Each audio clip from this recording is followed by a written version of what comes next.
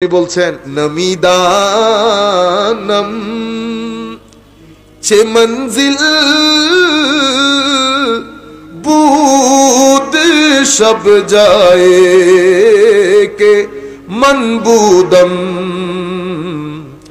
বাহর so rocks Bismil বুদ সব যায় কে মনবুদম সালাতুনিয়া রাসূলুল্লাহ আলাইকুম সালামুনিয়া হাবিবাল্লাহ আলাইকুম। ইমাম খুসরু লিখতেছেন খুদা খুদ মীরে মজলিস বুদ अंदर लामका खुसरू मोहम्मद सल्लल्लाहु अलैहि वसल्लम शम्मे माफिल बुद शब जा एके मनबुदम। आलमे आरওয়ার মধ্যে আমার আল্লাহ মজলিস সাজিয়েছেন। ওই মজলিসের মধ্যে শ্রোতাবৃন্দের মধ্যে সমস্ত নবী রাসূলরা বসা, আমার আল্লাহ মাহফিলের মধ্যমণি খুদা খুদ মীরে মজলিস, আমার আল্লাহ মজলিসের সভাপতি, আর আমার নবী মাহফিলের মধ্যমণি। আমার নবীকে সমস্ত নবী রাসূলের সাথে পরিচয় করিয়ে দিয়েছেন আমার আল্লাহ, এবং বলেছেন তোমাদের সময়কালে আমার নবী যদি তশরিফ নিয়ে আসে, তোমরা তোমাদের দাওয়াত ছেড়ে আমার নবীর দাওয়াতের কাজে লেগে যাবে। আপনারা বুঝতে পেরেছেন? এমন নবী তো আমার নবীর কাসরাতুল আদবা অর্থাৎ হাবিব। কি মন খারাপ করেন আপনি? আপনি নির্বংশ। হযরত আদম থেকে ঈসা পর্যন্ত জান্নাতের মধ্যে 120টা কাতার হবে। কয়টা কাতার? সেই 120 কাতারের মধ্যে 80 কাতার হবে আমার নবীর উম্মত। আমার নবীর উম্মতের কাতার কত? 80 কাতার। 40 কাতার হচ্ছে আদম থেকে ঈসা আলাইহিস সালাম পর্যন্ত। আপনি মন খারাপ করেন হাবিব, সমস্ত উম্মত তো আপনার, ডঙ্কা আপনারটা বাজবে, ঢঙ্কা আপনারটা বাজবে, সেটা দুনিয়াতে হোক, কবরে হোক, আর হাসরে হোক। আপনি বলছেন আপনি নির্বংশ। হাবিব, আপনি যখন দুনিয়াতে ইশারা করেছেন চন্দ্র দ্বিখণ্ডিত হয়েছে, হাত দিয়ে ইশারা করেছেন অস্তমিত সূর্য ফেরত এসেছে, হাত দিয়ে গাছ ইশারা করেছেন, গাছ আপনার কদমে এসে সিজদা করেছে, বলেছে আপনার তার গায়ে অঙ্গার পড়েছে, অঙ্গার পরে তার পুরা গা ঝলসে গেছে, আপনার কাছে দোয়ার জন্য এসেছে, আপনি শুধু থুতু মুবারক লাগিয়ে দিয়েছেন, আপনার থুতু মুবারকে তার পুরো অঙ্গ ঠিক হয়ে গেছে। সমস্ত নিয়ামত দুনিয়াতে, আখিরাতের মধ্যে কবর থেকে আপনার প্রত্যেক উম্মতের আপনার ব্যাপারে প্রশ্ন করা হবে। আপনার ব্যাপার পাশ হলে পাস, নতুবা ফের। এরপরে কিয়ামতের ময়দানে শাফাআত আপনার, হামদের পতাকা আপনার, মকামে মাহমুদ আপনার, জান্নাতের চাবি আপনার হাতে, নিয়ামতের চাবি আপনার হাতে। হাবিব, কুল কায়নাতের নবীরা সাক্ষীর জন্য আসবেন আপনার দরবারে। এরপরও আপনি মন খারাপ করবেন। ইন্না আতাইনা কাল কাউসার। আপনার উম্মতের সংখ্যা কিরকম হবে? কুল কায়নাতের সমস্ত নবীদের উম্মতের কাতার 40, আর আপনার একার উম্মতের কাতার 80। আমরা আমাদের বক্তব্যের একেবারে শেষের দিকে। হাবিব, সবচেয়ে বড় বিষয়, যেই চরিত্র আপনাকে দান করেছি। কি দান করেছি? ইন্না আতাইনা কাল কাউসার। হাবিব, যেই চরিত্র, আল্লাহ দয়াশীল। মাওলা আপনার দয়া কেমনে বুঝবো আপনি কতটুকুন দয়াশীল? কোন নবীর দিকে তাকাও, নবীর দয়াশীলতা বলে দেবে আল্লাহ কতটুকুন দয়াশীল।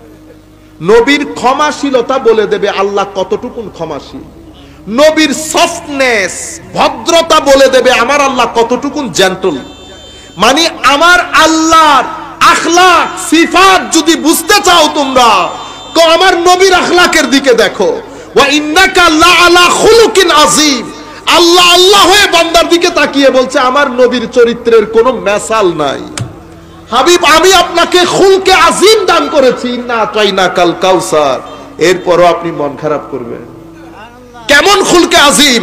তো যেই ব্যক্তি আমার নবীর চরিত্র দেখেছে একবার, ভদ্রতা বলেন, সততা বলেন, সত্যবাদিতা বলেন, ন্যায়পরায়ণতা বলেন, যেই ব্যক্তি এক চরিত্র আমার নবীকে দেখেছে, আমার নবীর মজলিস থেকে বের হইতে পারে না।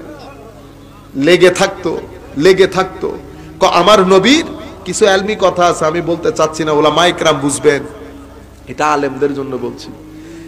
কোরআন এটা আল্লাহর কালাম, এটা আল্লাহর কালাম।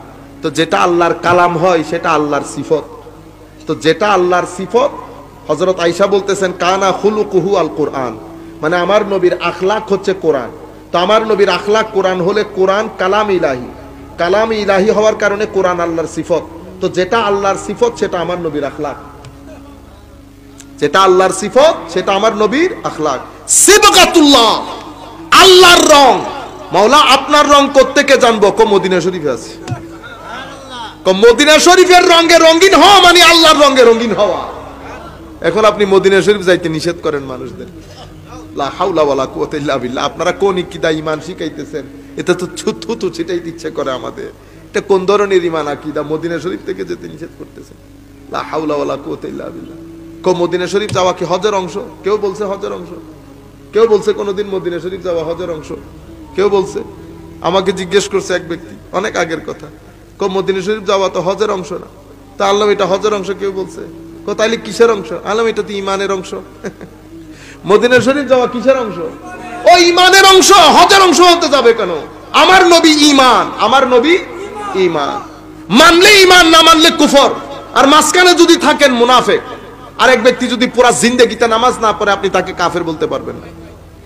আপনি বলবেন আল্লাহর ইচ্ছা, ইচ্ছে করলে জান্নাত, ইচ্ছে করলে জাহান্নাম, কিন্তু তাকে জাহান্নাম দেবে। ধরেন আপনি যদি বলেন হুজুর এই ব্যক্তি সারা জীবন নামাজ পড়ে নাই, এই ব্যক্তির ব্যাপারে আপনার ফতোয়া কি? মুফতি সাহেব ফতোয়া কি দেবে জানেন? মুফতি সাহেব বলবে এই ব্যক্তির ব্যাপারে তো আমি জানি না, এমনিতে নামাজ না পড়লে ফাসেক হয়। হুজুর এই ব্যক্তি কি জান্নাতে যাবে? না, ওনার ব্যাপারে তো আমি জানি না, এমনিতে ফাসেক জাহান্নামে যাবে, এরপরে জান্নাতে আসবে। হুজুর এই ব্যক্তি না, এই ব্যক্তির ফতোয়া তো আমি দিতে পারবো না। আমি এত সডং করতেছি, একেবারে বহুত বুজুর্গ, হায় হায়, আপনাদের মধ্যে জীর্ণ শীর্ণ লোক, আগে জান্নাতে সেই ব্যক্তি যাবে না আমি যাব বলতে পারবেন আপনারা? না, এটা আল্লাহর কুদরতের হাতে। আল্লাহ এমন এমন ব্যক্তিকে এমন এমন কারণে মাফ করে দেবেন, হয়তো দুনিয়ার মধ্যে সেটা আপনার কাছে গণ্যের কারণ। এক ব্যক্তি, আমার নবী জান্নাতে ঘুরতেছে, দেখে এক ব্যক্তি জান্নাতের মধ্যে ঘুরতেছে মেরাজের সময়। লাকাদ রাআইতু রাজুলান ইয়াতাকাল্লাবু ফিল জান্নাহ। আমার নবী জিবরিল আমিনকে জিজ্ঞেস করতেছে, একেবারে এরকম করে ঘুরতেছে, কি কাজ করছে?